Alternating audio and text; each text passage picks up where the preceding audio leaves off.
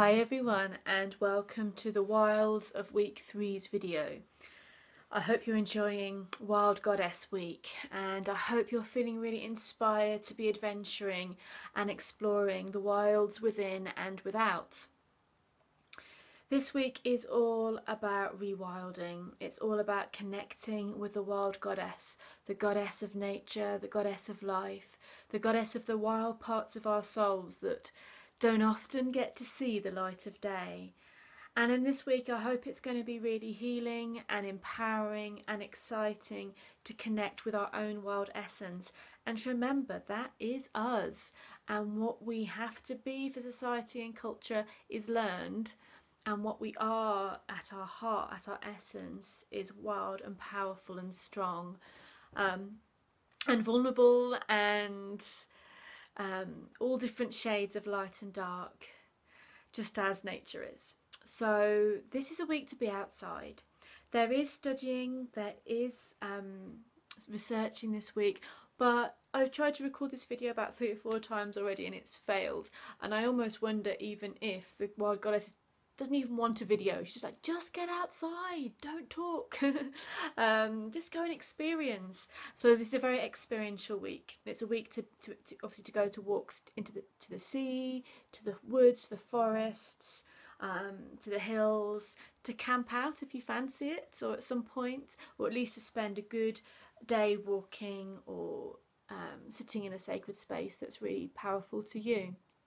And that can just be in your local park or even your back garden, just whatever suits you, but whatever is wild and free for you. You know that feeling when you get into the forest sometimes, and the quality of the air and the light just has this treasure about it that is just one of the most magical things in life. And when you're at the coast at a special place and the sea's crashing and your toes are in the water, that magic, that is touching the liminal, that is touching the energy of the wild goddess, and she beckons to us from these places to follow her, to remember that we can run wild and free, or we can sit by those standing stones and know the tales of our ancestors. So yeah, the main work of this week is being out and about and remembering we don't go to nature, we're not going back to nature or finding nature, to remember that we are nature, we are part of that fabric, we are a huge thread in the natural world, just as the trees and the birds, the foxes and the oceans are. And the more time we spend in these wonderful wild places, the more we remember, the more we know, and the more we are aligned and balanced. It's obviously a huge stress reliever to be in these places, and it helps us align us with our soul's true path. The goddesses of the wild places are many. You know, there's many goddesses of the wild places. I did narrow it down to a few on the worksheets just for ease, but you are welcome to explore any wild goddess that takes your fancy. Ellen of the Ways with my antlers. Sorry, I didn't mention I'm kind of all makeup up and antlered. It's just a normal thing, isn't it, really? Ellen of the Ways is a very enigmatic, mysterious, ancestral and powerful goddess of the deer trods and the deer pathways. Not lots is known about Ellen.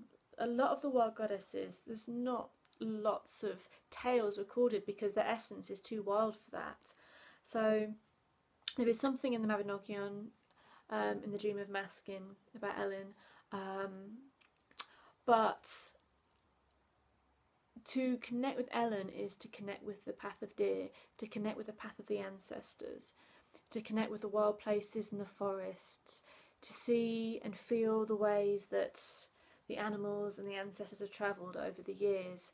I love the fact that Ellen is so very popular, but we can't research her in a logical way that easily. I kind of feel that really does, that's kind of the jewel of her essence, really, isn't it? That you can't logically do it up here. You have to feel it, you have to know it.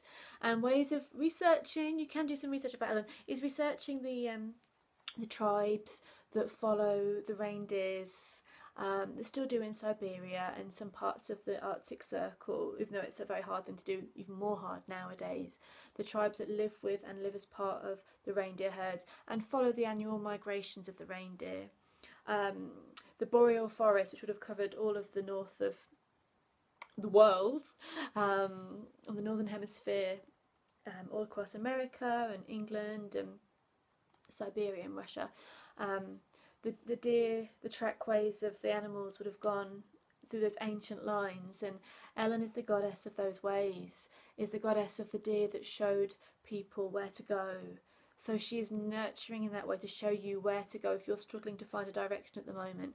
Then Ellen is a wonderful goddess to connect with if you don't quite know where you're going in your general pathway or how to start even connecting with the wild goddess. Ellen is a great guide if you feel so drawn to her. And there are some lovely resources online as well nowadays, and there's an Ellen group on Facebook and stuff, so there's lots to look into.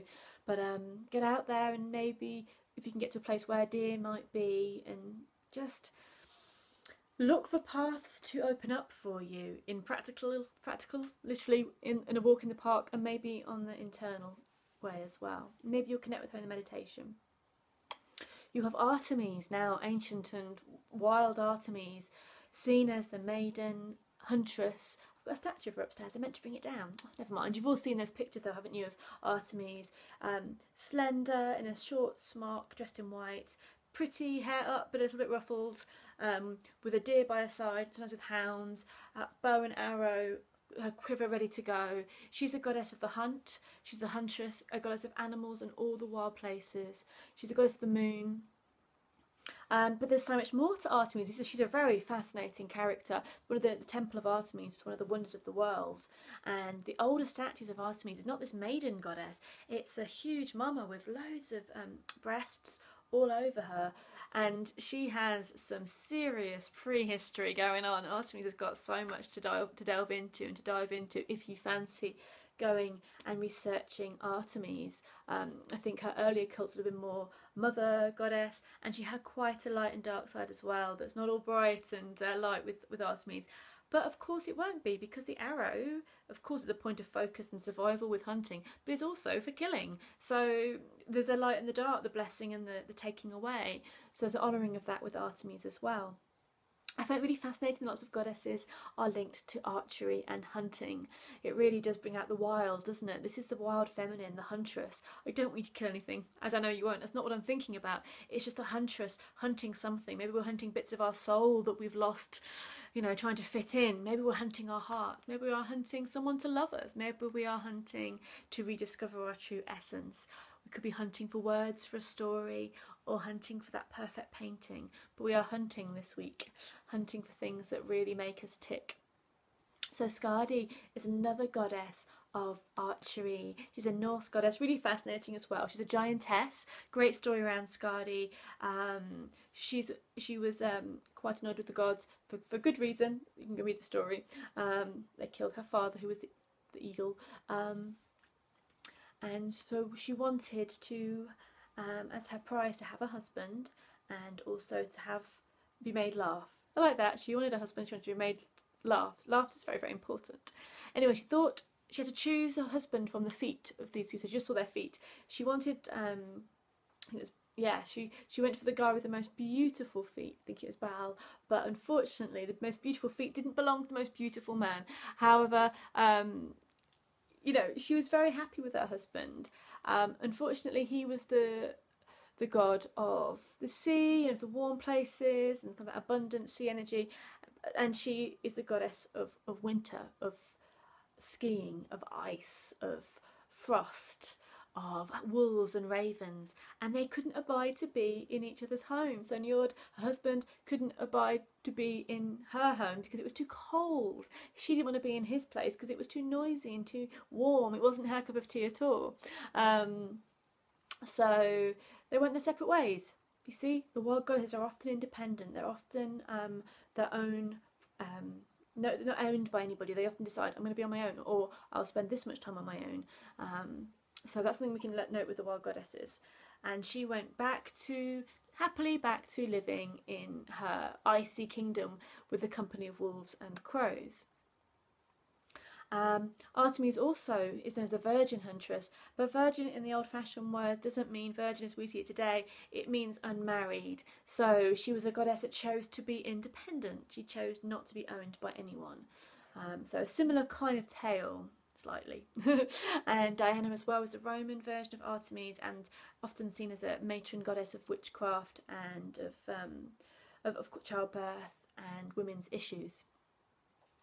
So we have these goddesses, and we also have we have Maca, who's an amazing warrior. We'll look at her more in the warrior week, but also she has an aspect of being a horse goddess and a fairy queen. So we can look at Maca and the tales of her and see her energy in the galloping of wild horses. She's a Celtic goddess of the Tuatha De Danann, often known as an aspect of the Morrigan.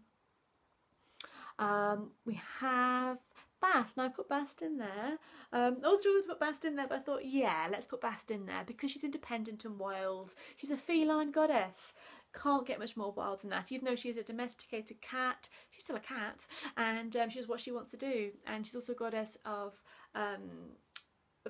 women, of childbirth, but she's also a goddess of sensuality and passion as well. So Bast fits into a lot of different categories, but I thought I would put her in here this week with the wild goddesses.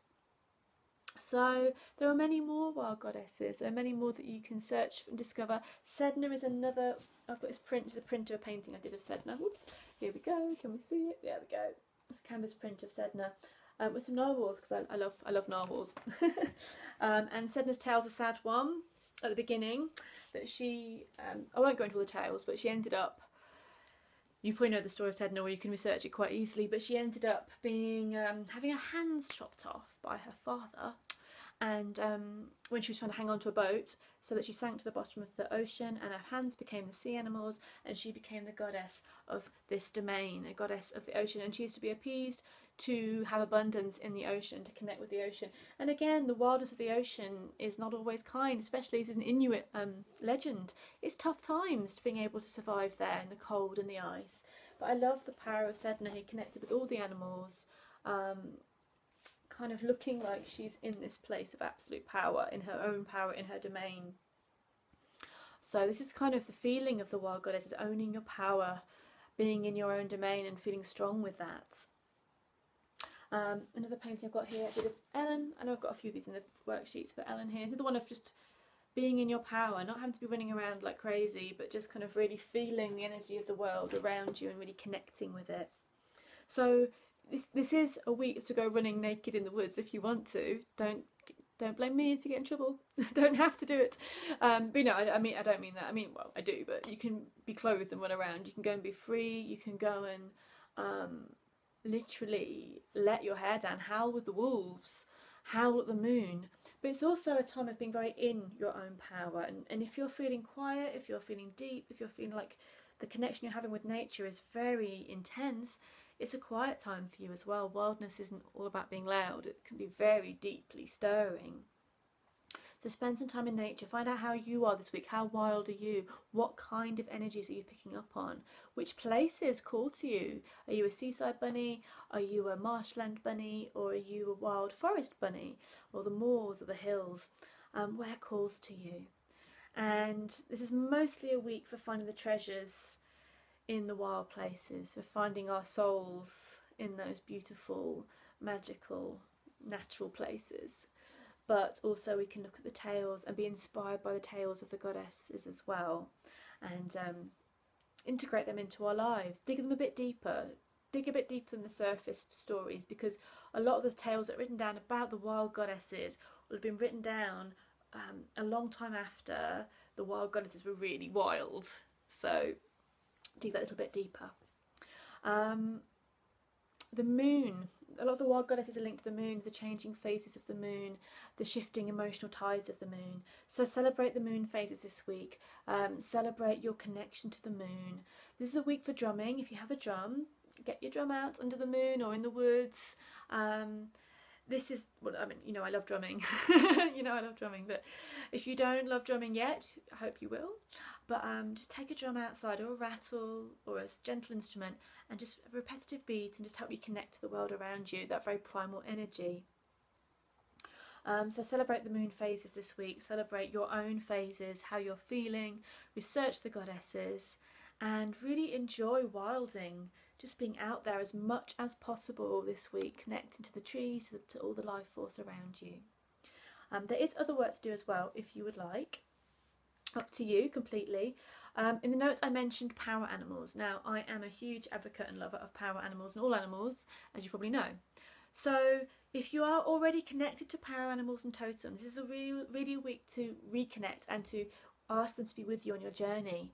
Maybe you have a power animal that's coming along with you just for this goddess journey or just for this week. That'd be really awesome too. You can use a drumming track to help you open up and ask the animals to come towards you. If you're not really sure about power animals and you're not really sure how to work with them, that's absolutely fine as well. Maybe research any animals that are related to the goddesses that you're looking at this week. So Maca horses, Ellen deers, Skadi wolves, you know, and such forth. And maybe connect with those energies of those animals, or research what totem powers they have and how that could relate to you at this time. That's a really nice thing to do as well. Ask the animals to join in. Be with the trees, maybe look at any the tree, like the OM tree calendar for this time of year, see what that is and see if you can see the trees that relate to that at this time. So the OM tree calendar is an Irish Celtic tree calendar and tree alphabet. You can research more about that. Other projects I have for you, if you would like to take them up, is I'm thinking about the wild goddess and her arrow and her ferocity, the fierceness of following your passions and your dreams. And also about the wild creativity that stirs up inside of us. So I would like you to this week work on a project that you've wanted to do for a long time. Get back into it. If you haven't started something you're really passionate about, maybe start it this week. Find something creatively that really makes you excited and go back to it or start it. Ignite that passion. Maybe write an intention for what you realistically want to do with this creative project. I want to write a short story, a poem. I want to create a feature in my garden. I want to do this painting. I want to create this clay model. Whatever it is, I want to write that chapter of the book that I haven't written yet. Whatever it is, write it down, the intentions like the arrow. Release the arrow and make sure you focus your energy towards it this week. Use the fierceness of the wild goddess to stir your passions for what you love. And talking of creativity, I'm not done with you yet. Craft project number 1 for the course is to create your own goddess doll. Now it's really simple. I have only done 2 in my life, and it's not the most perfect thing in the world, but I really like my doll. She's quite simple. I'm not a master doll maker, honestly, so it really doesn't matter kind of the quality or how good your doll looks. This is just about the feeling and the connection you put into the doll. So I'm going to put some really basic instructions in the notes. They're really easy to do, these dolls, so I'm sure you probably know anyway how to do this, but here's my goddess doll, and I really like her. I know she's a bit wonky and she's not perfect, but I love her as she is, and this wasn't actually how I envisaged her looking. I had a vision of kind of a green and red foresty maiden wild crazy creature, and I've kind of got this kind of beautiful silver white haired star goddess, kind of Ellen of the Starways, with amethyst and little headdress. She's like little mini me. We both have our headdresses on, and her staff. And you can't smell, but I put lavender from the garden inside. I put some other herbs that I'm working with, herb medicine I put inside as well. I put some rose petals inside. I put lots of things that are personal inside, so her actually making her was everything that I'm working with, or anything that surrounds me at this time, which is really lovely, and she'll be with me on this journey. So for you as well, to make your own goddess doll to be with you on this journey, to walk with you through the next few weeks. Maybe you'll want to make a doll for a specific reason. You could want to make a doll to connect more with a certain aspect of the goddess. You could want to make a doll to bring in some healing in your life, or to open up your heart, or to help you focus. Your doll can have any intention she wants to, and you know, you can make a male doll too if you want. That's absolutely fine. It doesn't matter. It's just the process of making this doll that's going to go on your altar, on your sacred space, and maybe even come with you on your journeys in nature.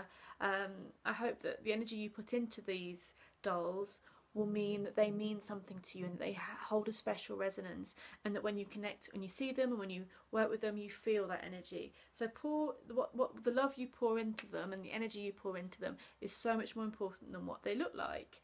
and the feel they have is very, very, very special.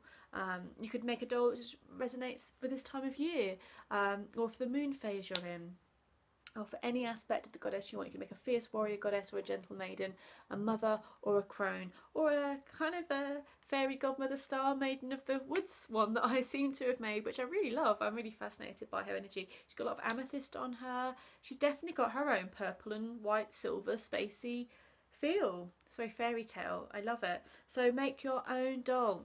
And this is another craft project for the course. It's the first one we're doing together. And I'd love to see the photos of the doll that you create. You can stuff the doll. I bought some toy stuffing that was really cheap. You can use other things, wool or dried beans, or you can use sheep wool, you know, that kind of thing. Whatever is right. But then you can add some nice scented flowers or dried flowers or herbs inside as well to add to the energy. So enjoy making your doll and focusing energy onto that. I look forward to seeing them. And also about fairy tales, the fairy tale aspect of the wild goddess is there too. A lot of the wild goddesses have become fairy queens, so you may want to look at some fairy tales this week as well, to see where the wild women got to, where the wild goddesses got to. They often became immortalised in the fairy tales, and when we live our wild goddess aspect, we are living our own fairy tale. We are living in that once upon a time. We're walking in the enchanted forests, and we're making wishes on those stars and seeing fairies in the twilight. So enjoy your magical journey this week. There's lots to do, lots to get on with, so let's get out there and get on with it. Lots of love to you all. Take care, and I'll see you all really soon. Bye.